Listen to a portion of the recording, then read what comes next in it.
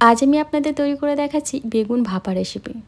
খুব চটজলদি যেমন তৈরি হয়ে যায়, তেমনই কিন্তু গরম গরম ভাত দিয়ে খুবই সুস্বাদু লাগে খেতে। তো চলুন দেখে নিই আজকের রেসিপিটা।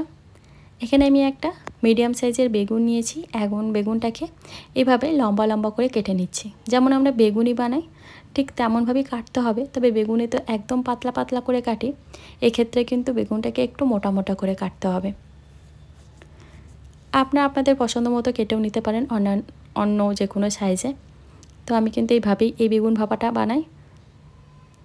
তো এই যে আমি বেগুনগুলোকে কেটে নিয়েছি, আর বেগুনটাকে আগেই ধুয়ে নিয়েছিলাম, তারপর এরকম একটু মোটা মোটা করে কেটে নিলাম। এখন একটা মশলা তৈরি করব, তার জন্য মিক্সিং জারের মধ্যে দিচ্ছি 1 চামচ কালো সর্ষে, 1 চামচ হলুদ সর্ষে আর 1 চামচ পোস্ত। অল্প লবণ দিয়ে এগুলোকে এখন একবার শুকনো ঘুরিয়ে নেব। এইভাবে কিন্তু সর্ষে পোস্ত বাটলে খুব মিহি বাটা যায় মিক্সিতেই। তো এই যে একবার শুকনো পাউডার করে নিয়েছি। এরপর এর মধ্যে কাঁচা লঙ্কা আর জল দিয়ে একটা মিহি পেস্ট তৈরি করে নেব। তো আমাদের মশলাটা রেডি হয়ে গেছে। এখন বেগুনের মধ্যে পরিমাণ মতো লবণ আর হলুদ গুঁড়ো দিয়ে দিচ্ছি। ভালো করে বেগুনের গায়ে লবণ আর হলুদটা মাখিয়ে নিচ্ছি।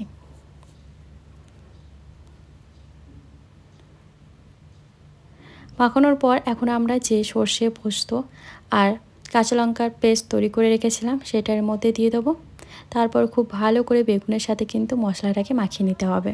তারপর ব্যাস এই মশলা মাখানো বেগুনটাকে আমরা একটা টিফিন বক্সের মধ্যে ঢোকাবো।